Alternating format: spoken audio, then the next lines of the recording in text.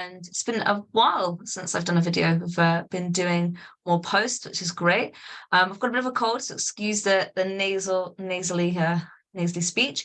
But I wanted to hop on here because I think it's really important, now that we're really underway in the new year. If your child is doing their GCSEs, then they're getting very close to the pressures on.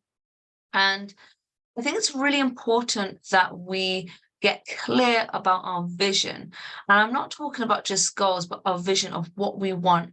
And in particular for our children to think about what they want, okay? Because too often what happens at this time, especially if they haven't achieved the grades that they want in their English, it's easy for them to feel demotivated, for their confidence to be knocked, and therefore to give up.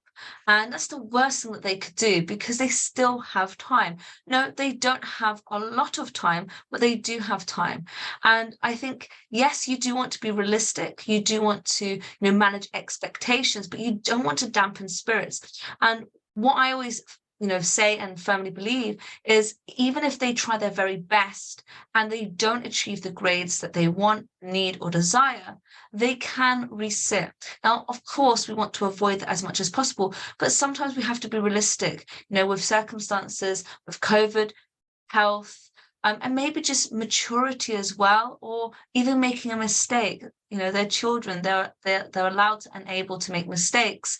And so if they try and get into good habits, so even if they don't get the grades that they want, then it's not going to be a wasted effort because those skills that they have developed will allow them to do better next time. Whereas if they give up, become deflated, and of course they have no chance anyway of doing well this time around. But equally, it will, set them up to continue with that negative mindset, which is not something that we want. We want to have a growth mindset. And so this is why for this, I have set up, the title for this Monday Momentum as vision. Having vision is important.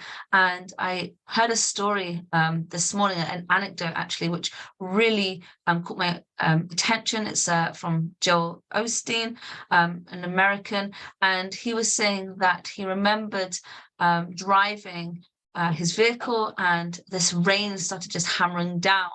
And everything was working, well. His engine was working well. He had fuel. He had the motivation and desire to keep going, but his vision was blurry. He tried to put on the window wipers, but they didn't work. Therefore, he had to roll down his window to look out to try and, successfully park the vehicle without hitting anyone, hitting a ditch, because he was going 60 miles an hour. He was like on the freeway, which is equivalent to our motorway system, and quite scary. So even though everything was working, because he didn't have a clear vision, he couldn't go to his destination. He couldn't continue his journey. He had to stop. And it's only when his vision was clear that he was able to then continue with his journey. And that really resonated because it makes sense, right? We often think about if we have the desire, if we have the appetite, if we have the skills, then surely it should just all come together. But that's not the case. If you don't have a clear vision, then you are going to have to stop because you have no clear path. And this is why at Uplevel Academy, we talk about reverse engineering. So starting with the end goal and thinking about, well, what does that look like? The end vision, like what is that? What does that look like? And it's not just the grade. It's also about, okay, achieving that grade, well, who do you need to be to achieve that grade? Can you be that student who is procrastinating on their phone, playing video games constantly, doing all these extracurricular activities right now? Is that feasible? And if it's not, if you're not getting the grades that you want right now, then what do you need to do, or who do you need to become to reach that goal, to reach that vision, to bring that vision to life? And so that's when you start to think about, okay, well, maybe you need to cultivate better study habits, blocking time. Does that make sense? So it's really important that we don't just think about the grade, but think about, well, who do I need to be to execute that, to bring that vision to life?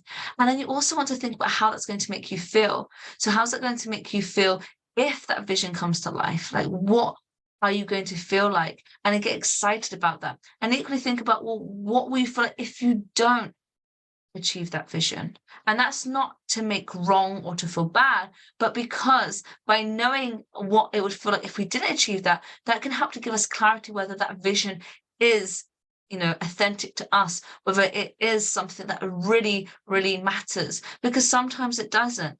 Sometimes for students, they think about what they should be getting or what's important to their parents, carers, guardians, with no disrespect, or their teachers, but it's not important to them.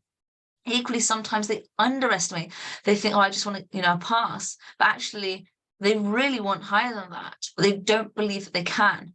So it's important to look at both sides. So I hope that helps. So what I would, love for you to do, sit down with your child. And this works, for anyone, even if they're in year 7 or even primary school as well. There's nothing wrong with getting, younger kids involved. In fact, they're probably more willing. All the way up to even GCSE, is get them clear about their vision, because that will help them in the long term, not just for their upcoming exams, but beyond that too. And as I said, think about reverse engineering. What is their vision? What does that look like? Really paint a picture. How do they feel about that vision, and how will they feel if they achieved it? Or will they feel like if they don't achieve that vision? And who do they need to become for that vision to come to life? Leave your comments and leave your comments in the comments. Otherwise, have a fantastic Monday and enjoy the rest of the week.